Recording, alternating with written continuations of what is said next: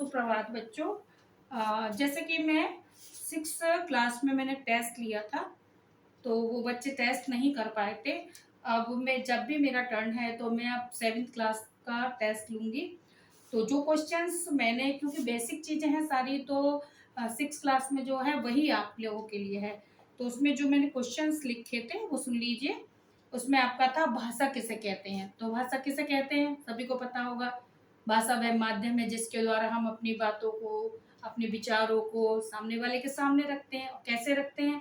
पढ़कर, लिखकर, सुनकर, बोलकर, ऐसे ही तो रखते हैं। अच्छा, इसके बाद दूसरा क्वेश्चन है वर्णमाला क्या है।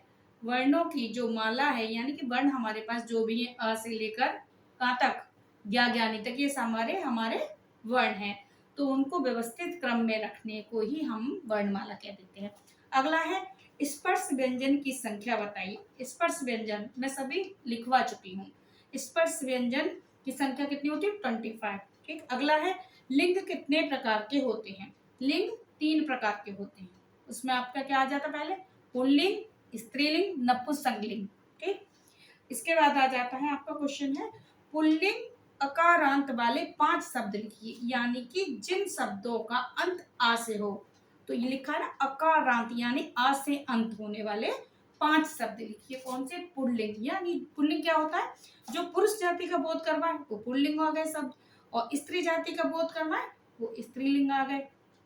और नपुंसकलिंग क्या है? ये जो ना ये स्त्री होते हैं और ना ये पुरुष होते हैं।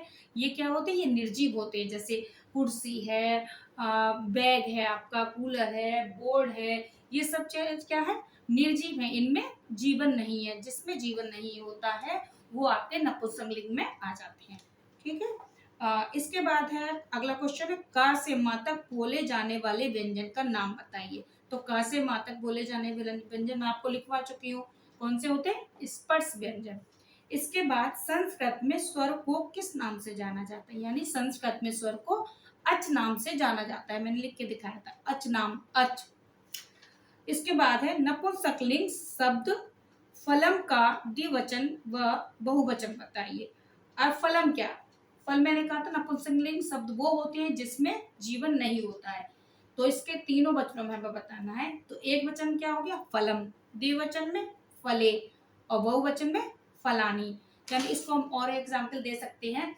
जैसे एक वचन में अगर के तो कोई भी चीज एक होगी, द्विवचन में 2 होगी, लेकिन अगर बहुवचन आ जाता हो तो उसमें 2 से ज्यादा हो जाती है। 3 हो, 4 हो, हजारों, लाखों, कितनी हो सकती है, यानी कि अनेक।